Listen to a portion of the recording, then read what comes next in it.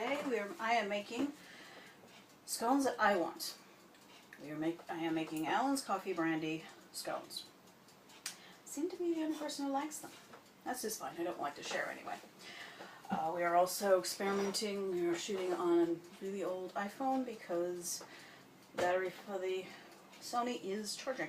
So we'll see if this actually works. So,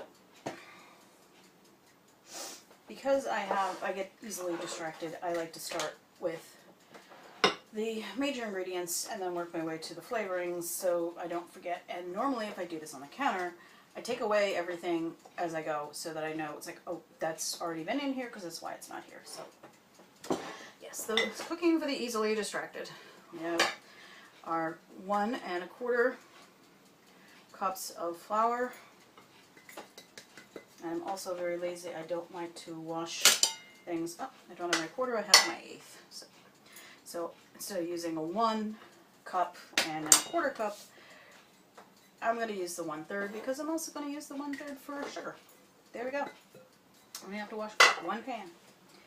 Did I put that in? Do you remember? I thought I did. Why did I put it down?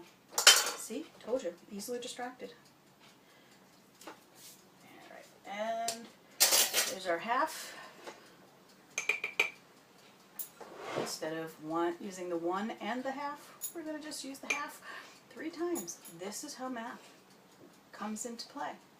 And salt. That's done. I forgot to take out the butter.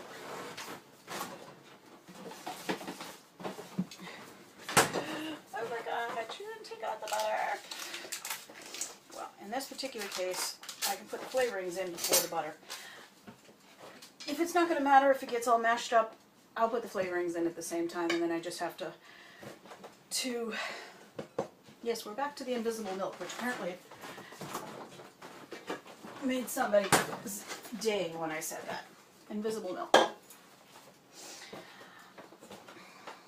But if the flavorings aren't going to matter if they get all mashed up, I'll put them in when I put in the butter, and then it'll all get stirred together twice as well. Well, the first thing that goes in is coffee. I don't drink a lot of instant coffee. I do have instant coffee, but it's not this instant coffee. And a lot of people don't like instant coffee. They have very religious feelings about coffee. So these little packets are perfect for cooking because basically one holds a tablespoon. And I like coffee, so I'm putting in 2. There we go. 2 of those. They cost like $1.99 for a package. No harm, no foul. Now, the coffee brandy, I started with 1 tablespoon, which is what I would do if I was adding coffee brandy to another recipe, which I do have one of those. But for one that is featuring the coffee brandy, I put in 2. Allen's Coffee Brandy is a big, I won't say a joke, but it's a big deal here in Maine. It's the Champagne of Maine. And when I moved here, I had no idea what it was, why anybody would want to drink it. In the winter, we put it in everything. We put it in coffee, we put it in cocoa, we put it in our flasks. We put it, especially if you're ice fishing or lobstering, basically any place where you want to stay awake so you can drink more. Or get your it's a thing here, don't laugh. I don't necessarily need to put vanilla in, but since I have all this vanilla that I made, I'm going to use it. I'm going to put in a half a teaspoon. I made this with a rum, so it's very flavorful, and I really like it. See? And I put it away so I know that I used it. And mostly I just don't want nothing in the bottles. So now we can put in, I know if I touch something, people will freak out. We got to put the butter in. And now we get to play. Get to do the matchy thing. Eventually I'll buy another, because I know I've owned them in the past, pastry cutter. I just want the ones I see at the store. They have plastic handles. I want a pastry cutter that actually has some oomph.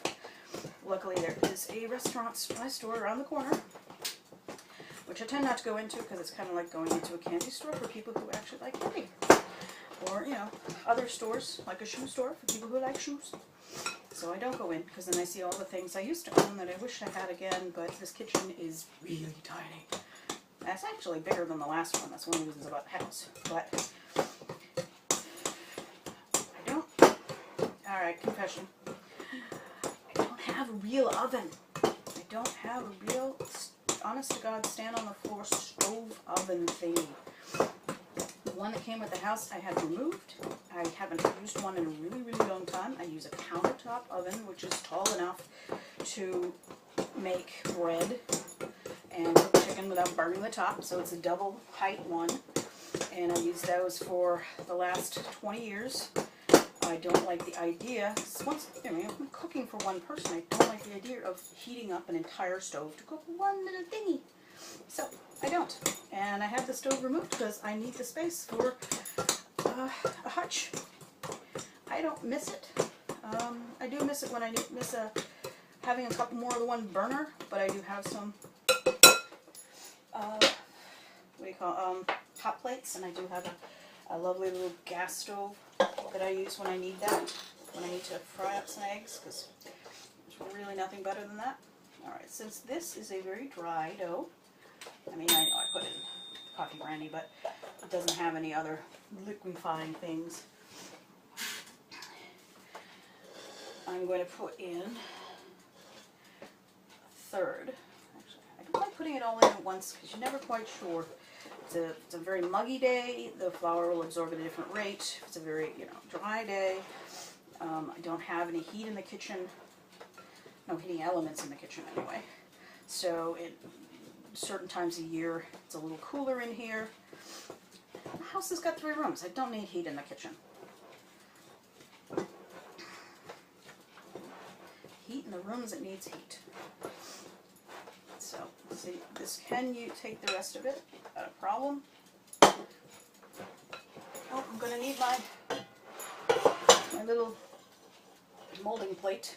And the reason I turned the camera this way, turn the whole thing this way, is I realized I did not have shots of taking it out and putting it out of the oven and putting it on the rack.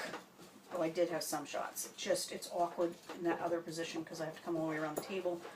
And I generally do it on the counter, so we're trying something different. And that's really the idea behind the scone cookbook. And I can keep on talking. To try something different. Everybody wants lemon blueberry. I'm like, that's so boring. Try something different. Try, lemon grapefruit. Try a flavor combination that you don't, expect. So that's what led to the coffee brandy. It's like, when it gets cooked, it has, yes, the alcohol burns off. And then I put it back on when I put on the glaze. But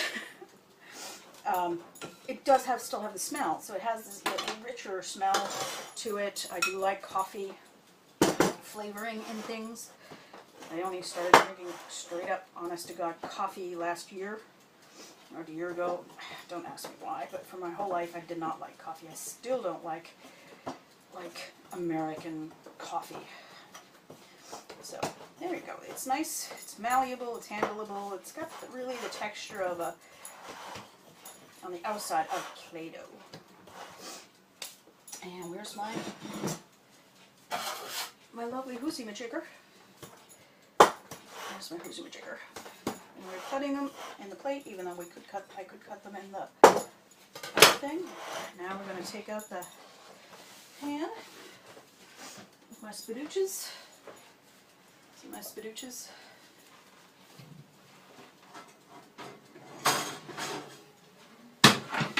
I don't really care if I burn this table, because I'm just going to sand it off if I do.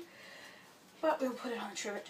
What I don't like is the trivet now becomes hot. Now I have to move the trivet. So you can put them in one at a time. Not to be prissy about it.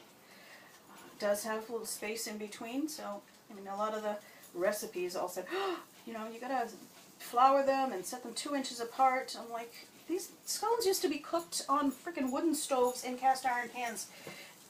Nobody was cutting anything up and dirtying 15 other things.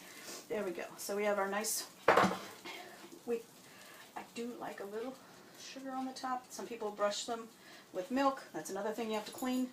Throwing a little sugar caramelizes it, gets it a little browner, gets a little shinier when it gets cooked. And now I'm going to set my timer. Come on, wakey wakey. My scone timer on my phone to tell me when that's done. See? Oh, now it's hot. That's why I just put it on the table. And I will see you when they come out again.